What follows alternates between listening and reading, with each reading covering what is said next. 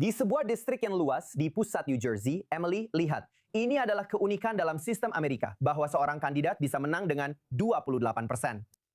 Jika ada sistem pemungutan suara berperingkat, jika ada putaran kedua, pemungutan suara berperingkat seperti yang telah kita lihat misalnya dalam pemilihan di New York City. Putaran kedua seperti yang Anda lihat di negara bagian Georgia.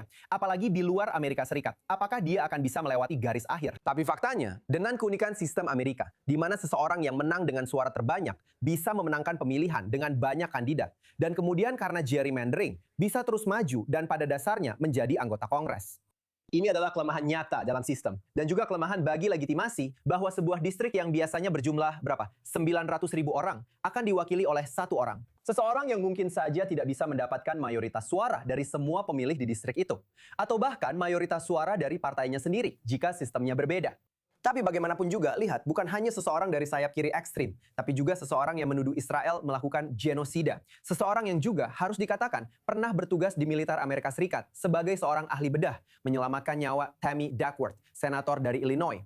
Nah, dia pernah mengalami kecelakaan helikopter. Dia yang mengoperasi Tammy Duckworth. Itulah sebabnya Tammy mendukung kampanyenya.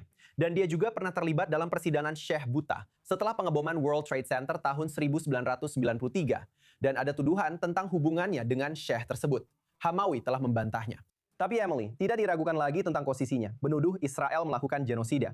Posisi garis keras pro-Palestina dari sayap kiri ekstrim. Dan faktanya, didukung oleh dana besar dari Super PAC pro-Palestina. Menggelontorkan 1,5 juta dolar untuk membantunya mencapai angka 28% di pemilihan pendahuluan.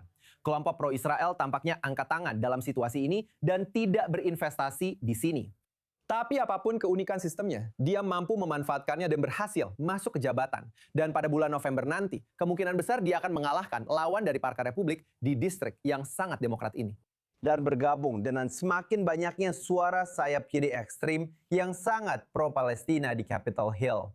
Dan menjadi salah satu dari mereka yang menentang Israel di gedung Kongres. Meskipun harus dikatakan, di luar kelompok inti yang menentang Israel, ada lingkaran-lingkaran konsentris dalam opini publik Amerika tentang Israel yang kini berada di bawah permukaan dalam opini publik Amerika secara umum dan jauh lebih tenggelam lagi dalam opini publik di kalangan Demokrat Amerika.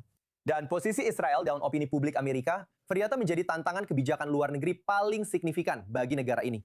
Emily, kita fokus pada jangka panjang dalam hal itu. Namun dalam banyak hal, termasuk perilaku Donald Trump, di mana ini adalah tangan tersembunyi dan jauh lebih langsung. Dalam pemilu seperti ini, kita melihat hal itu benar-benar terjadi. Bahkan jika dalam kasus ini, itu adalah keunikan sistem, yang memungkinkan dia mendapatkan 28% dalam pemilihan pendahuluan partai, dan berdasarkan itu menjadi anggota salah satu dari 435 anggota. Apa arti dari semua ini? Kamu tahu akan ada lebih banyak lagi di distrik lain di seluruh negeri. Dan apakah ada alasan untuk benar-benar khawatir?